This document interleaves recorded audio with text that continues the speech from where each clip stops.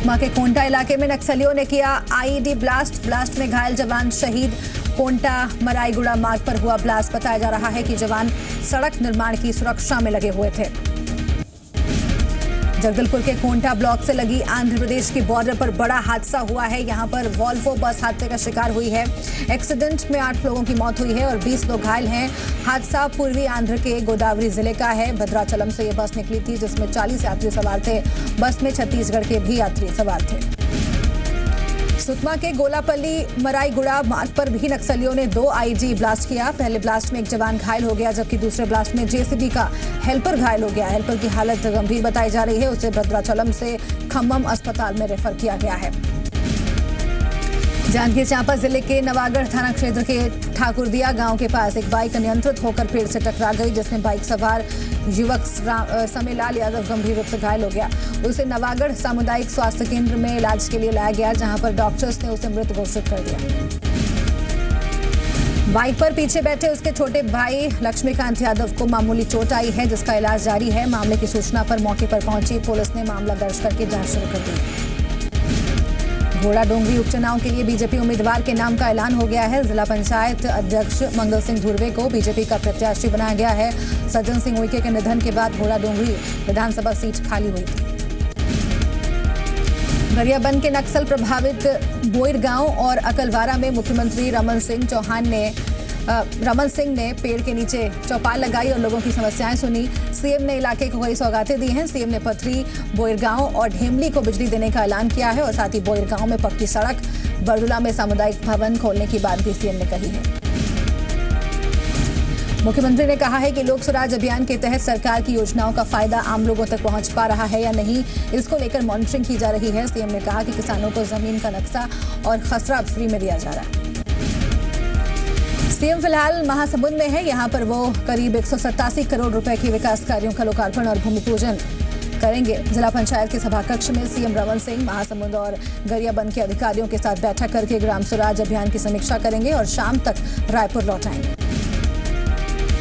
कांग्रेस नेता भूपेश बघेल छत्तीसगढ़ के राज्यपाल से मिलकर अजीत जोगी की जाति विवाद को लेकर शिकायत करने वाले हैं। भूपेश बघेल और कांग्रेस पार्टी मंत्रालय में फर्जी जाति प्रमाण पत्र के आधार पर काम करने वाले कर्मचारियों पर निशाना साध रही है, लेकिन निशाने की आड़ में अजीत जोगी को उनके बेटे अमित जोगी हैं। जाति विवाद संबंधी हाईकोर्ट की याचिका पर सरकार को विजिलेंस कमेटी की रिपोर्ट पेश करनी है। अमित जोगी पर 2 जन्मतिथि, 2 जन्मस्थान समेत फर्जी शपथ पत्र देने का भी आरोप है। सीएम रमन सिंह ने कहा है कि सरकारी नौकरी हो या फिर राजनीति, सभी पर सरकार कोर्ट में अपना पक्ष रखेगी। अजीत जोगी के इलाज के लिए सरकारी आश्वासन के बाद भी मदद नहीं मिलने का आरोप है। सीएम रमन सिंह ने कहा है कि अजीत को पता है कि कितनी मदद मिली है, वो इस बारे में ज्यादा कुछ नहीं कहना चाहते। अक्षय तृतीया के मौके पर मुख्यमंत्री रमन सिंह ने छत्तीसगढ़ के लोगों को बधाई दी। सतना में बस स्टैंड में 2 पक्षों में मारपीट हो गई है। बताया जा रहा है कि बस में सवारी बिठाने और समय को लेकर 2 ट्रैवल एजेंसियों के स्टाफ आपस में भिड़ गए। देखते ही देखते विवाद इतना बढ़ा कि दोनों पक्षों में मारपीट हो गई। खरगोन के अंजन गांव में रहने वाली एक महिला और 2 युवतियों की मिट्टी और की खदान में दबने से मौत हो गई। हादसे का शिकार हुई तीनों महिलाएं आपस में रिश्तेदार बताई जा रही हैं। तीनों घर की लिपाई के लिए बसंतपुरा तालाब के पास मिट्टी की खदान से मिट्टी लेने गई थी। मिट्टी खोदने के दौरान अचानक ऊपर की मिट्टी इनके ऊपर गिर गई, जिसमें दबने से तीनों की मौके पर ही मौत हो गई। एक साथ 3 मौतें होने पर पूरे गांव में मातम पसरा हुआ। रीवा में इलाहाबाद बैंक की मुख्य शाखा के मैनेजर रविरंजन कुमार ने खुदकुशी कर ली है। वो सिविल लाइन थाना क्षेत्र में भंडारी कॉम्प्लेक्स में किराए पर रहते थे। बताया जा रहा है कि उनके भाई ने उन्हें कई बार फोन किया, लेकिन जब वो फोन नहीं उठा तो उनके घर पहुंच गए और पुलिस को जानकारी दी।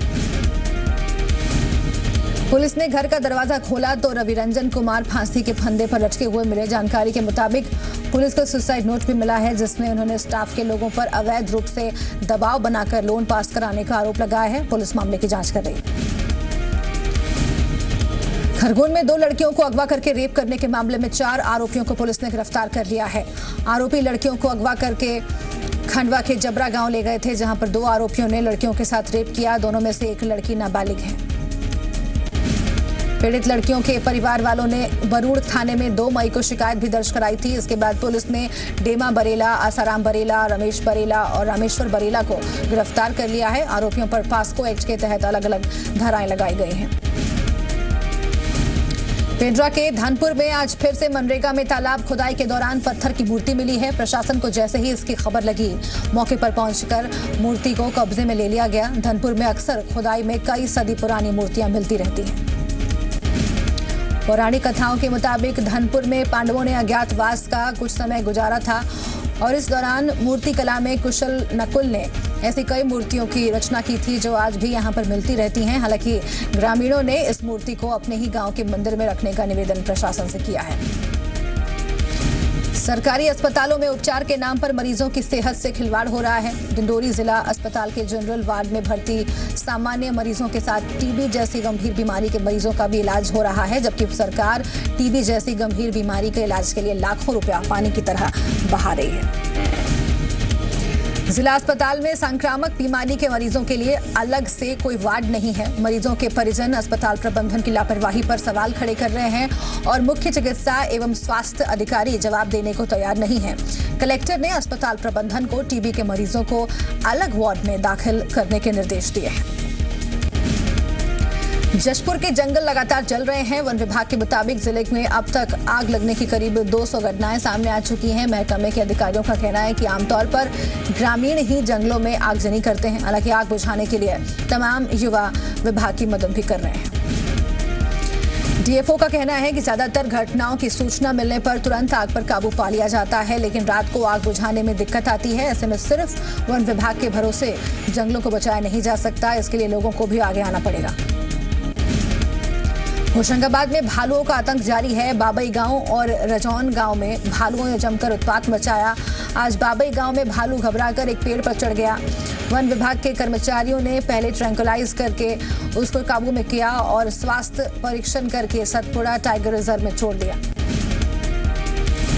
बैतूल में पुलिस वेरिफिकेशन के नाम पर सामाजिक कार्यकर्ताओं को परेशान करने का आरोप लगाया जा रहा है। सामाजिक कार्यकर्ता आलोक सागर घोड़ा डोंगरी विधानसभा क्षेत्र में 2 दशक से भी ज्यादा वक्त से रह रहे हैं। आलोक का आरोप है कि पुलिस उन पर घोड़ा डोंगरी विधानसभा उपचुनाव तक क्षेत्र छोड़कर जाने की धमकी दे रही है। हालांकि पुलिस इसे सामान्य प्रक्रिया बता रही है। आपको बता दें कि आलोक साल 1990 से बैतूल में आदिवासियों के बीच रहकर जल आदिवासी अधिकारियों की अलख जगा रहे हैं। धुर के राजीव नगर में हुए खूनी संघर्ष में एक युवक की मौत हो गई, जबकि दूसरा गंभीर हालत में अस्पताल में भर्ती है। बताया जा रहा है कि आपसी विवाद की वजह से बीजेपी नेता कमल देवांगन और उनके समर्थकों ने महेंद्र देवदास और उनके साथियों पर हमला कर दिया। हमले में महेंद्र देवदास और उसका साथी गंभीर रूप से घायल हो गए। धार के धामनोद थाना क्षेत्र के लालबाग गांव में बेखौफ बदमाशों ने एसटीएफ की टीम पर हमला कर दिया है।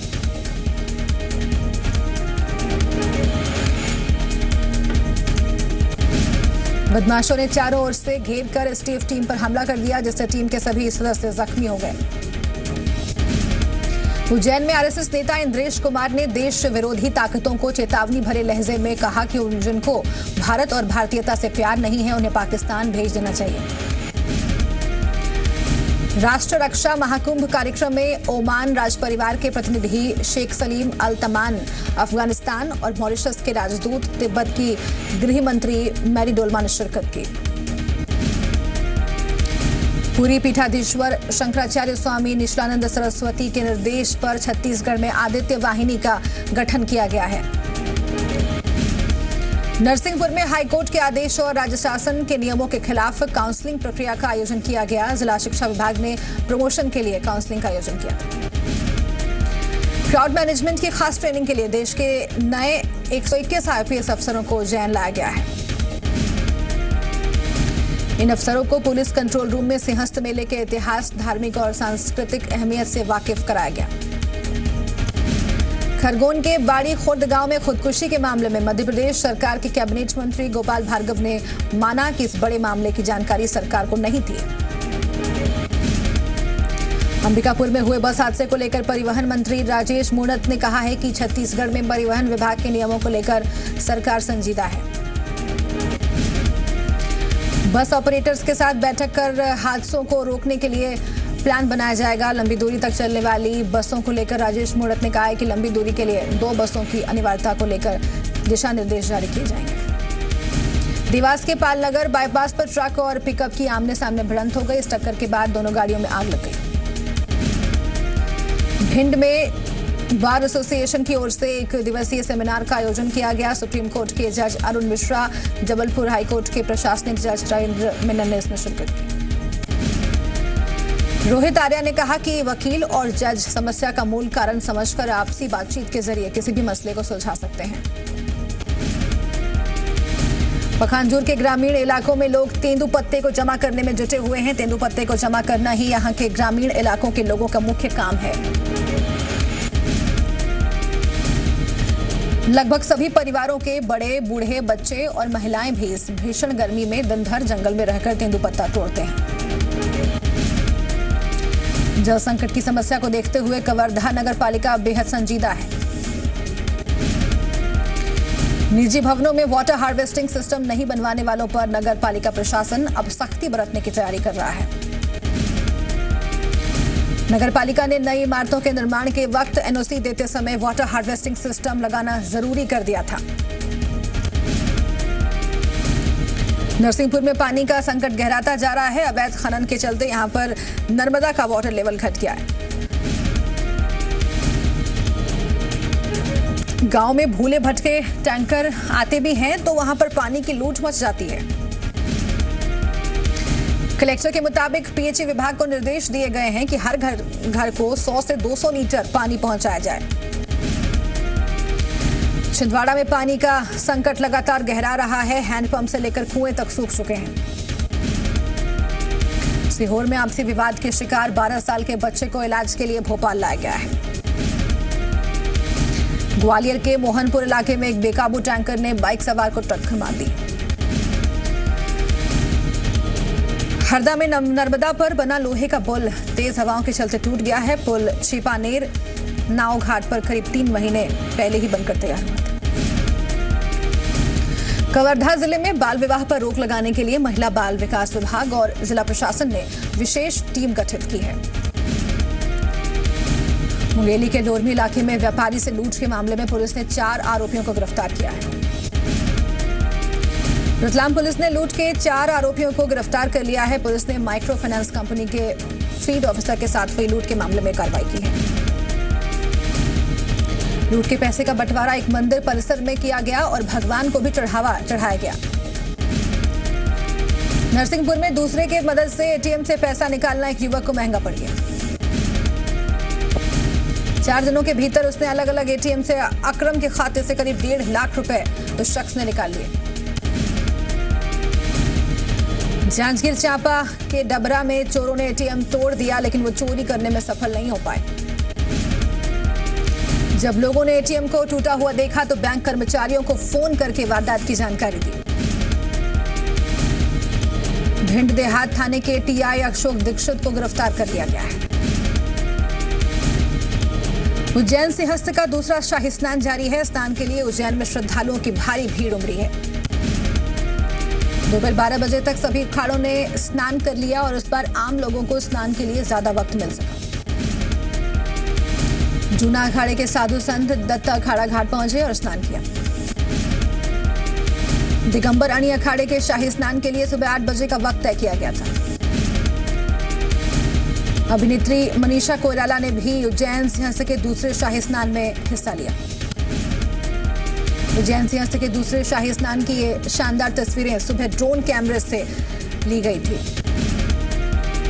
सिंहस्थ के प्रभारी मंत्री भूपेंद्र सिंह के मुताबिक बड़ी संख्या में श्रद्धालु महाकुंभ का हिस्सा बन रहे हैं। उज्जैन में सिंहस्थ के दूसरे शाही स्नान पर पुलिस के रवैये से साधु संत नाराज हो गए।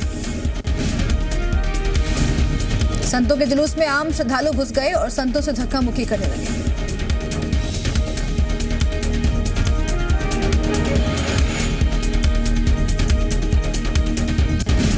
छत्तीसगढ़ माफ कीजिए एमपी के जूनियर बालकों की टीम ने हैदराबाद में आयोजित 27वीं राष्ट्रीय जूनियर थ्रो बॉल चैंपियनशिप पर कब्जा कर लिया।